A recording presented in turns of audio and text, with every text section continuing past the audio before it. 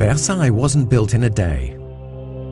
It all began in 1629, when King Louis XIII had a hunting lodge built, replaced sometime later by a stone and brick chateau. King Louis XIV inherited this small chateau. In 1666, the sovereign embarked on major building work. Over 50 years, he continued to extend and transform what became Europe's largest chateau, the Palace of Versailles.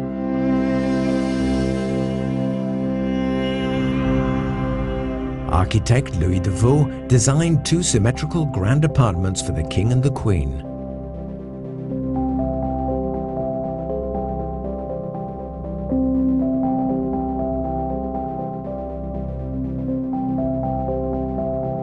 Louis XIV moved his government and court to Versailles.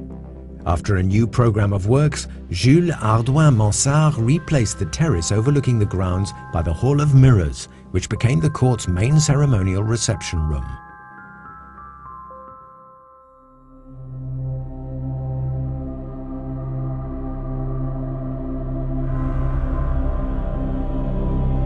Mansart further extended the palace to accommodate the royal family, the court, and all the government departments.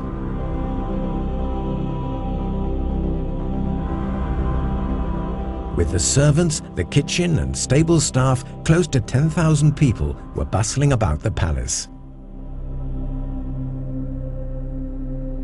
At the end of his reign, Louis XIV moved his bedchamber to the center of the palace. This room was the hub of the king's daily ceremonial routine and that of all the Versailles courtiers.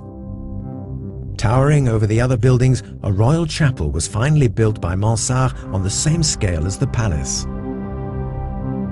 When King Louis XV moved to Versailles, he broke with strict court etiquette and fitted out smaller apartments for more comfort and privacy.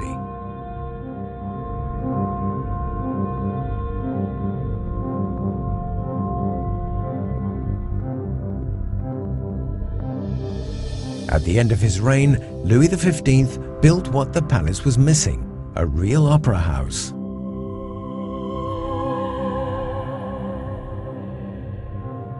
Architect Gabriel modernized the facades closest to the town.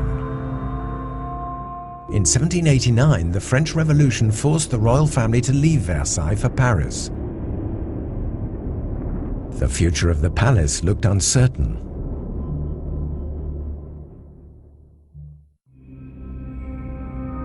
With the revolution, the royal railings, a symbol of absolutism, were destroyed. The king left Versailles for good.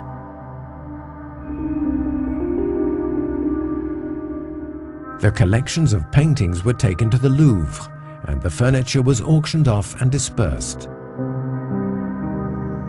But in the end, the palace was preserved.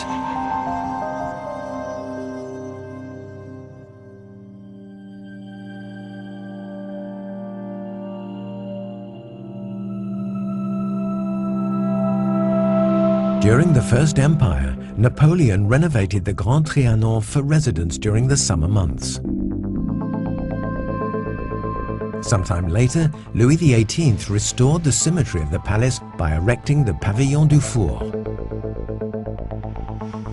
Louis Philippe transformed the former royal residence into an historical museum. The former prince's apartments were replaced by a large gallery of paintings, the Galerie des Batailles.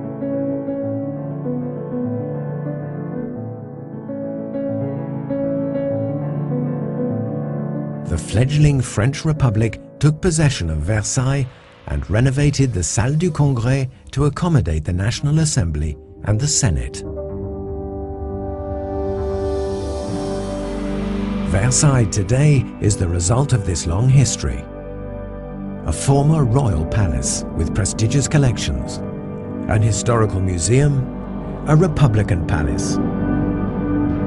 It's also a living place which hosts festivals and shows, dazzling as it did under Louis XIV, visitors from all over the world.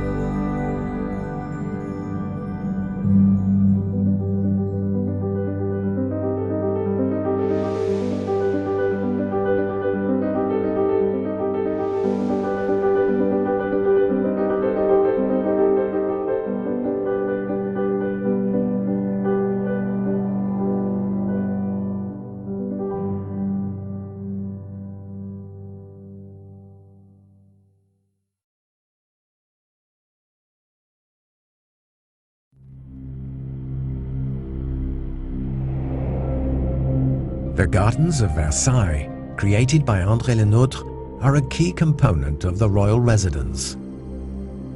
They surround the chateau on three sides. In the 1660s, the east-west axis became the Grande Perspective. The gardens surrounding the palace were made up of parterres, enhanced by fountains. They are extended by paths opening onto copses with surprising lawns and water features.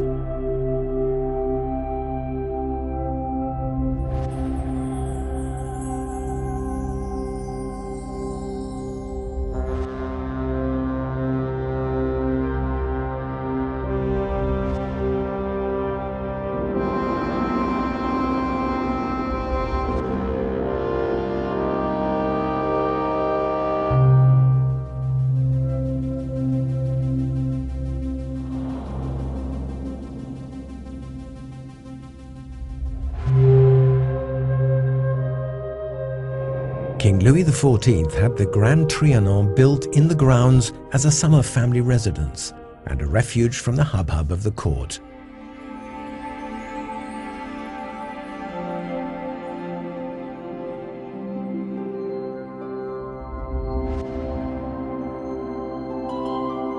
King Louis XV fitted out the Petit Trianon for Madame de Pompadour, and Louis XVI gave it to his young wife, Marie Antoinette.